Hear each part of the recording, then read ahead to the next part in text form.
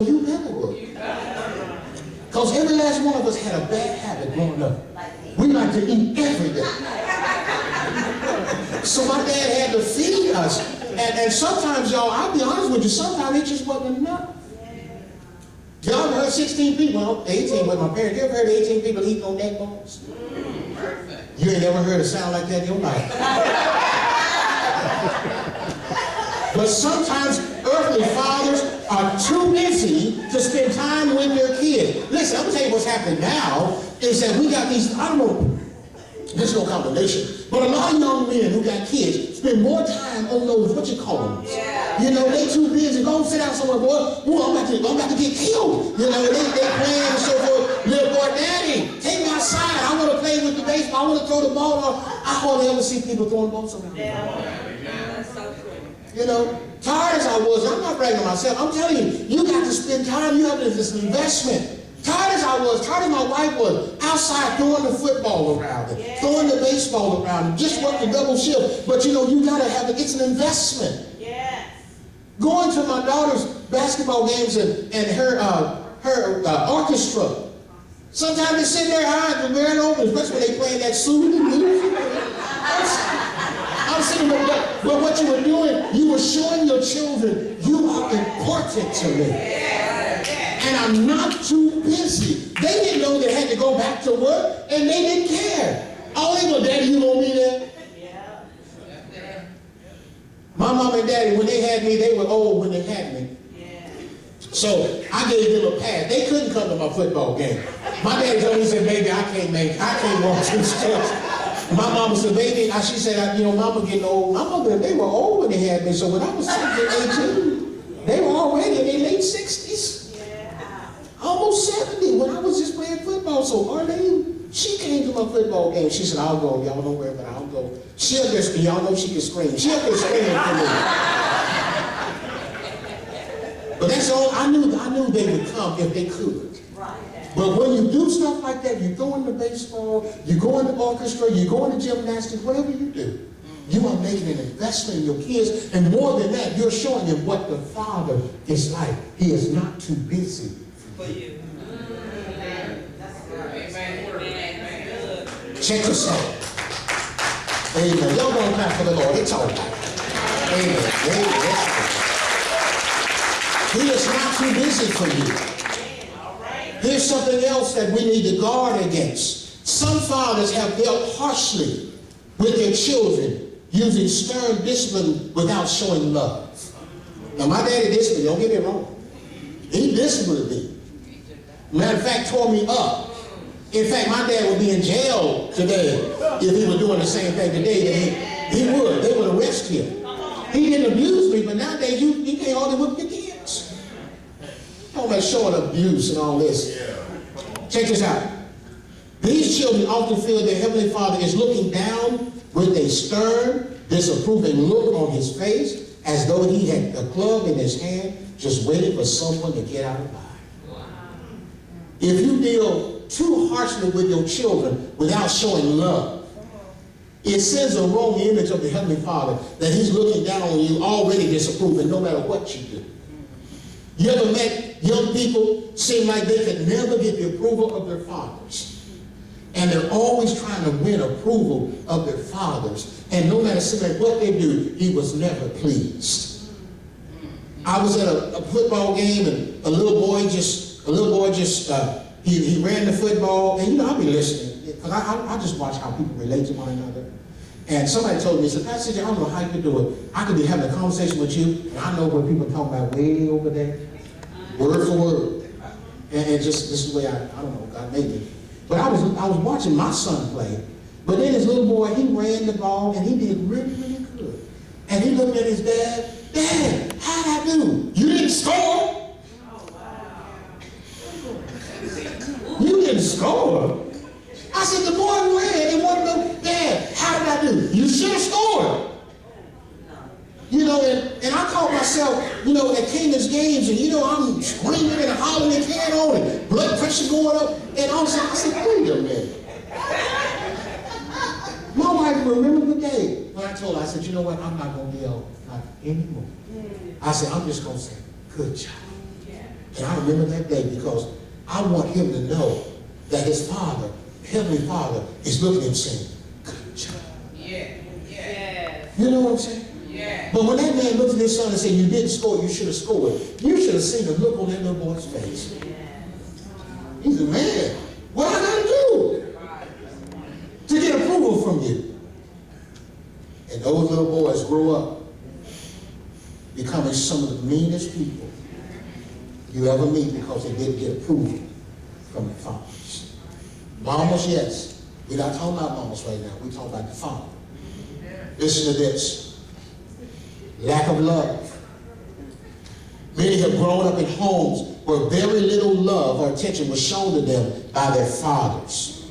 No matter how hard they tried, it seems they were never able to receive approval or recognition from their fathers. You know, all a young man, a young woman really want is, I see you, I acknowledge you, good job, way to go, from the daddy. And when they don't get it, you can tell how they grow up. And I met this one young lady. Listen to me. It usually comes back to the father. I met this one young lady. She was so promiscuous. I mean, just, it didn't make sense. And I asked her, I said, let me ask you a question. How was your relationship to your father? She said, I didn't know him. And I said, so are you looking for him and looking for love and approval from all these other men that you didn't get for him? And she broke down and started to cry. Because she was not validated by him. And she was looking for him in all those other people. Dads, let me tell you something. What we do affects the relationship to the Father.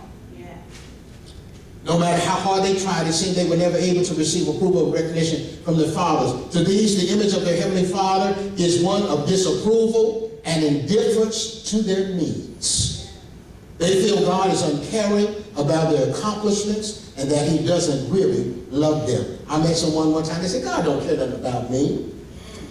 I said, do you believe God is real? Yeah, I believe it's real, but I don't believe God cares anything about me. You know, my stuff I'm going through, God don't care nothing about what I'm going through. You can trace a lot of that back to how they felt their father cared about them.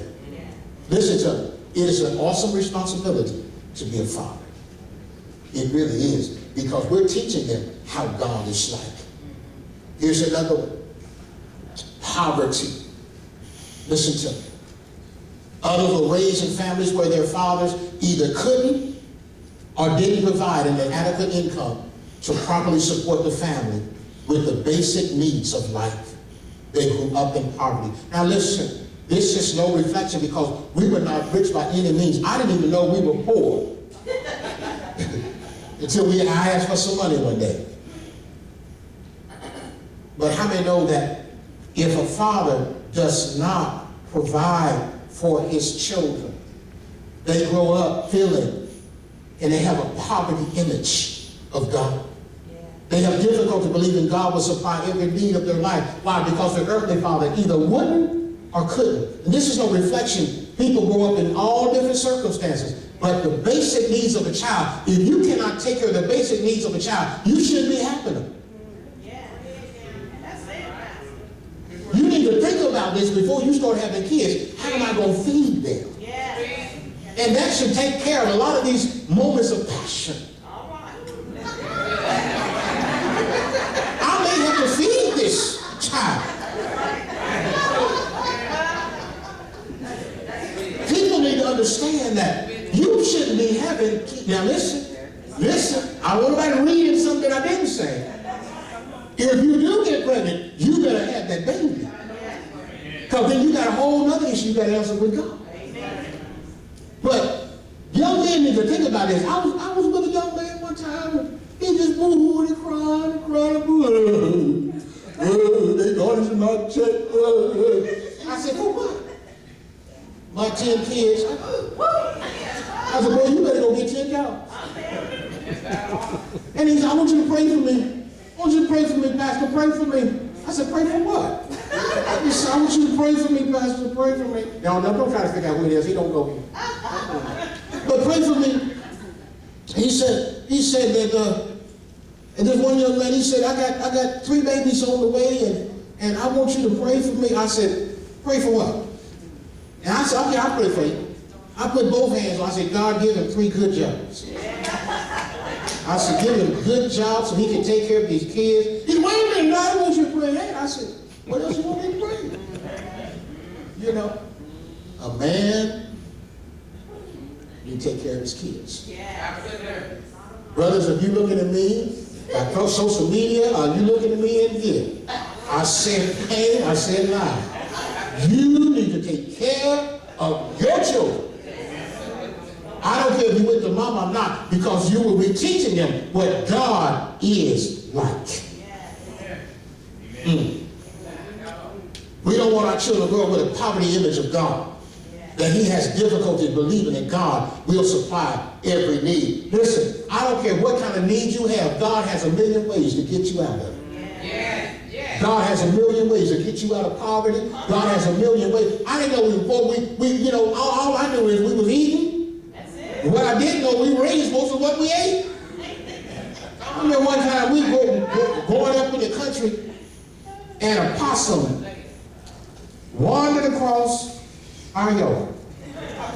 And my dad started saying, praise God, there's dinner.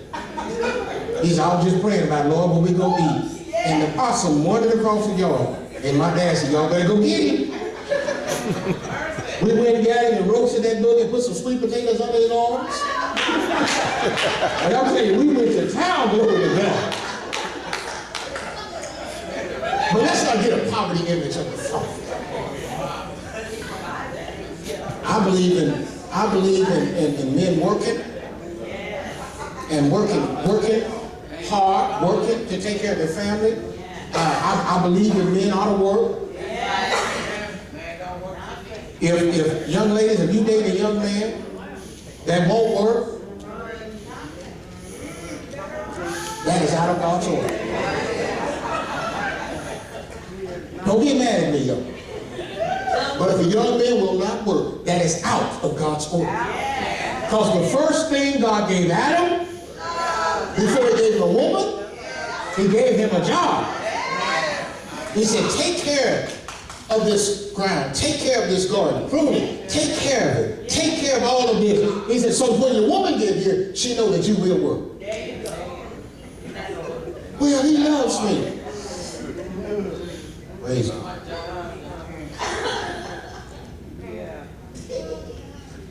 No woman should be working 2 or 3 jobs while he laying at home under the air conditioner. He chilling. I'll be here when you get back, baby. And once she get in the house, then she got to cook dinner. So what you been doing all day? I'm stressing. It's hard on me. I'm under stress. You don't know how hard it is on me. She look at that. I'm laying up here trying to figure out how to get a job. You coming all down on me, and I ain't ate all day. You know? Y'all think you think I'm making this up. You think I'm making this up, but no, this really happened. And being the pastor I am, I went smooth over there.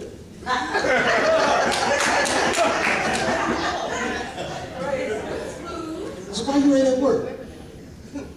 Oh, I'm in between jobs. I said, where you want? Where you want? She at work. What's she gonna do when she got to work? Oh, she going to the second job. I just gotta look for you.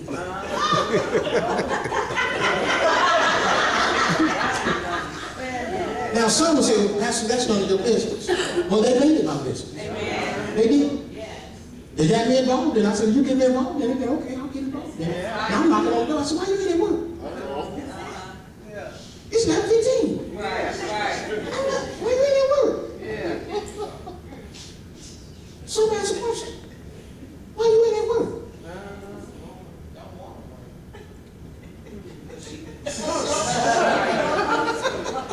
Let's close with this last one.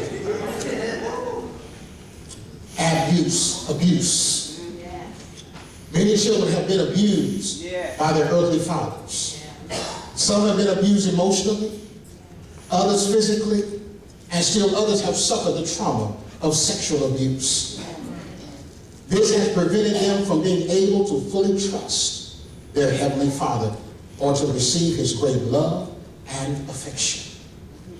They feel guilty before God, are angry with Him, and they are unable to fully trust Him with their lives.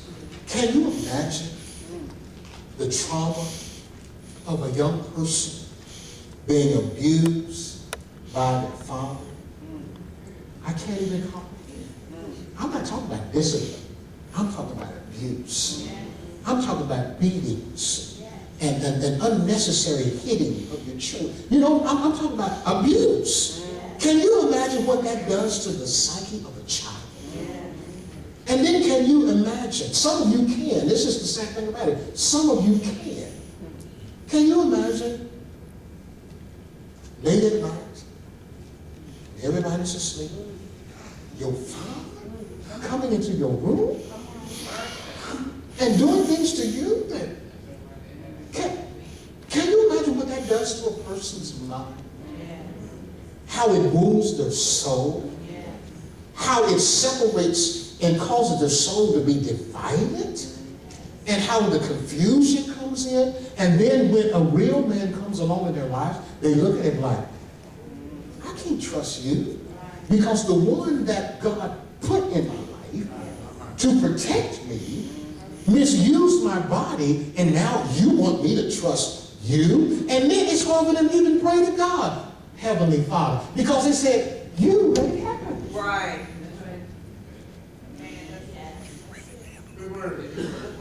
Let me tell you something. Fathers, we have to make sure